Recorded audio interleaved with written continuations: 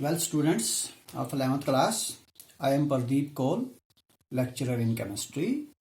So we will today continue with the unit of thermodynamics. We have already gone through many concepts in thermodynamics. We have discussed systems, we have discussed types of systems, then we have read about internal energy, then enthalpy changes and internal energy changes, and so on and so forth. As far as today's topic is concerned, today's topic for you is heat capacity of a system or of a substance. Every system is basically a substance, or every substance is basically a system. So when I say system, that means it is a substance. And when I say it is a substance, that means I am talking of the system, because every system is a substance. Now, as far as heat capacity of a substance is concerned, what it is, what does it mean? If we go to the literal meaning of this term, heat means energy, and then capacity. Capacity means, if suppose we have a system, suppose this is a system, and this system has certain amount of heat, say it has certain amount of heat, and it is at a particular temperature, say its temperature is 25 degrees Celsius.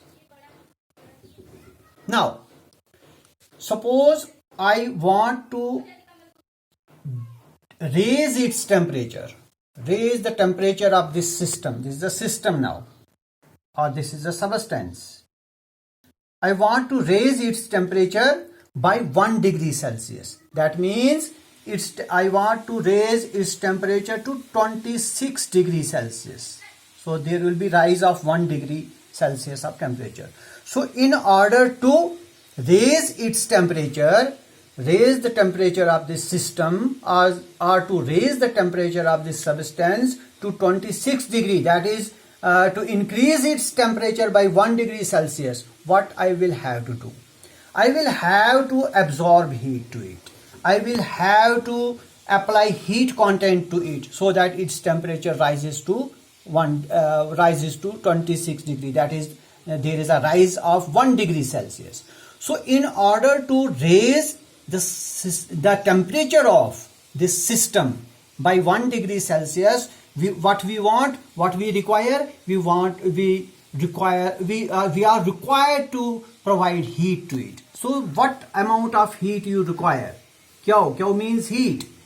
So how much amount of heat is absorbed by the system so that its temperature rises by 1 degree Celsius, or rises through 1 degree Celsius. That heat content that is required by the system to do so is known as heat capacity of the system. So it is a very simple term, heat capacity. It is the amount of heat required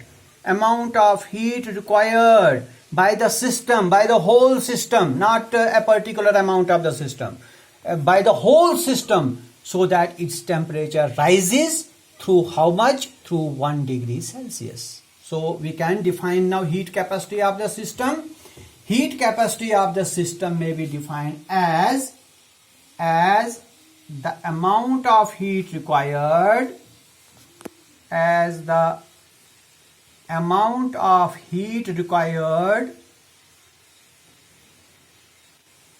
by the system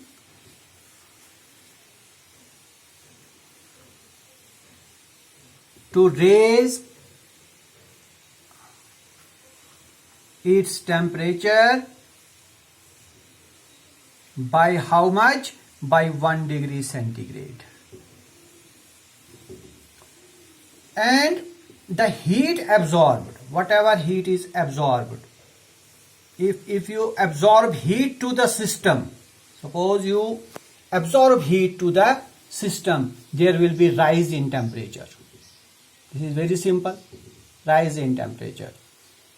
And if in case heat is not absorbed, in place of heat absorption there is heat evolution. Heat is given out.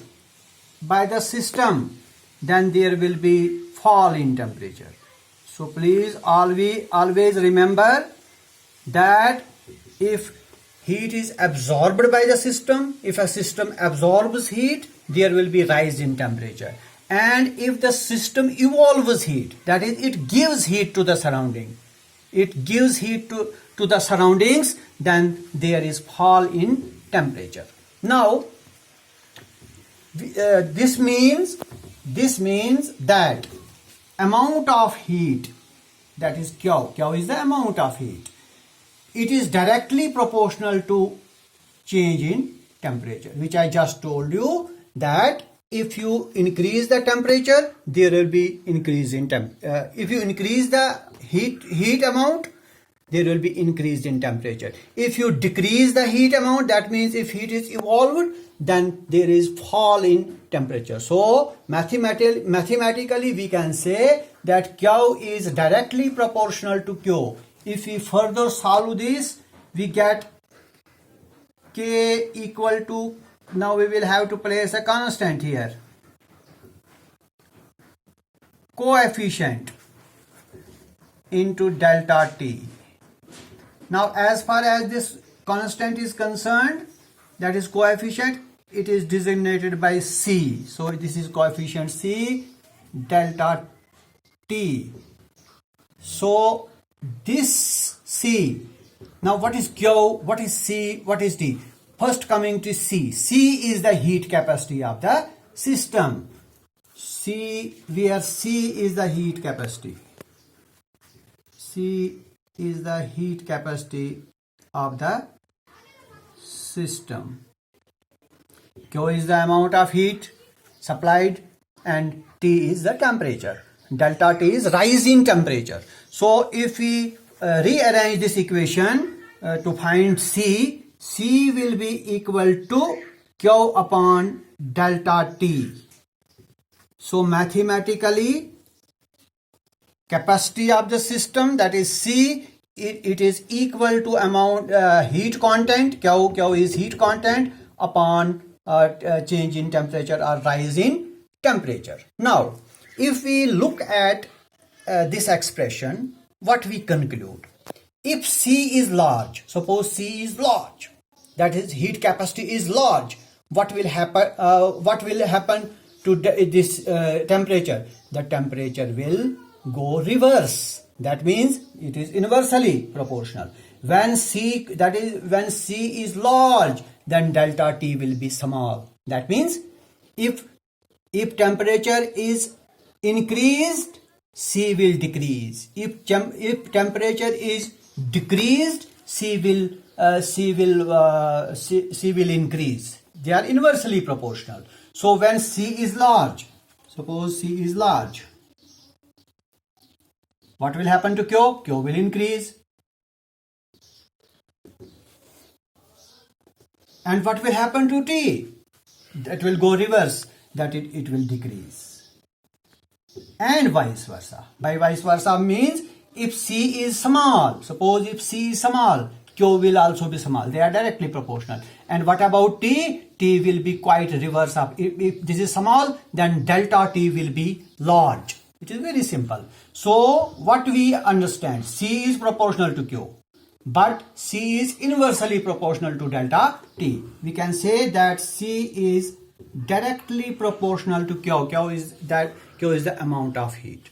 So this is all about heat capacity. Now coming to the units of heat capacity. Units of heat capacity can be determined by this formula, like this.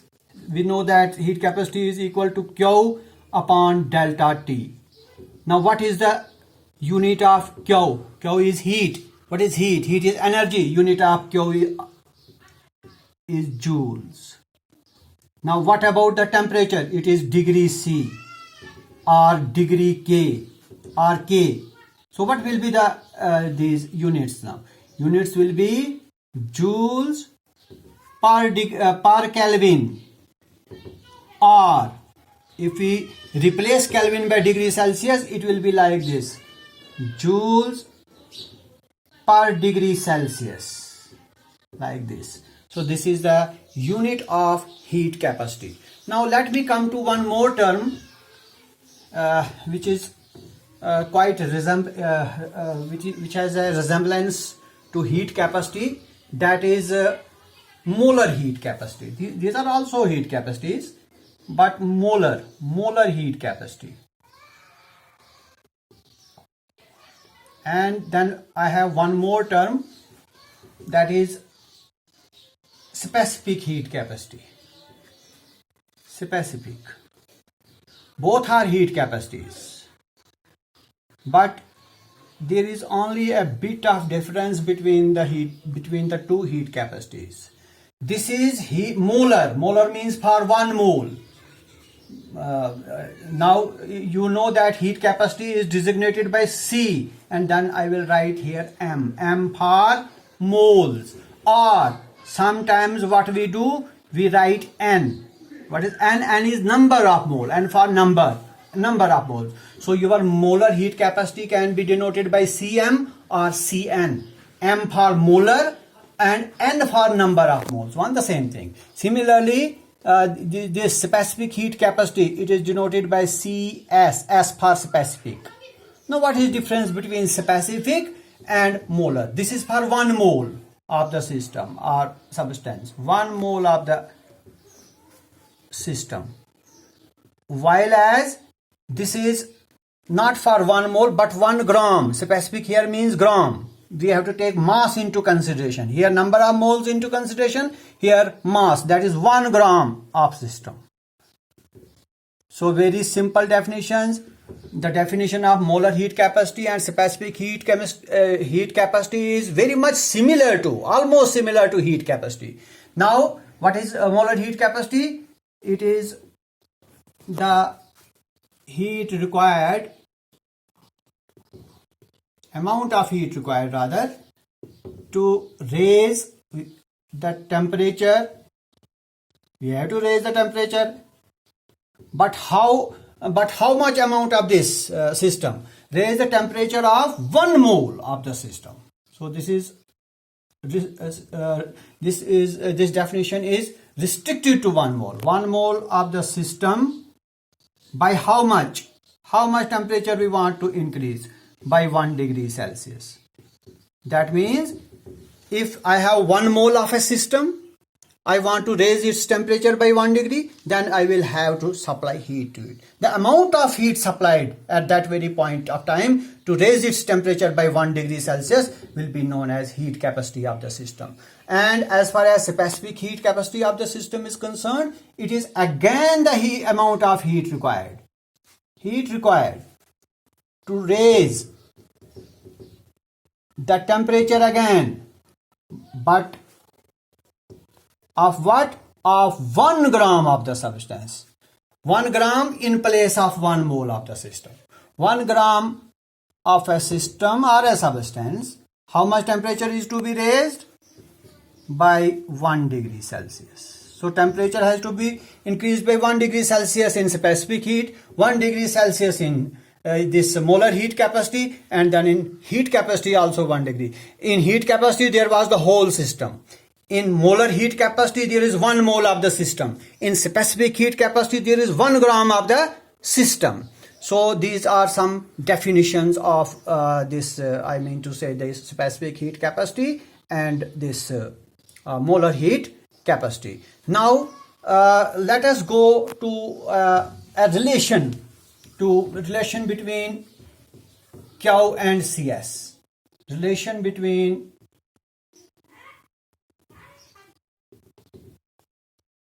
Q means quantity of heat. Q, quantity of heat, and Cs. S for specific, C for capacity, heat capacity. So specific heat capacity. Relation between these two. Relation between two is like this. Q is equal to Cs multiplied by mass multiplied by delta T. Now what are these terms? Let me first come to Q. Q is the quantity of heat.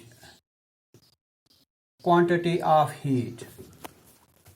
What is M? Mass of the system. Mass of system. Delta H is rise in temperature. Rise in temperature. Then we have also a relation between Cp and Cv. Now what is Cp and Cp? Cp means heat capacity. Molar heat these are both molar heat capacities at constant pressure, and it is at constant volume. This is both are molar heat capacities. Molar heat capacities at constant pressure and at constant volume. These two are also interrelated by this relation. Cp minus Cv is equal to R for gas constant. So what is Cp now? This is molar heat capacity at constant pressure, P for pressure. This is molar heat capacity at constant volume, and their difference is equal to gas constant. So is the relation between two. And this is all for today. Thank you very much.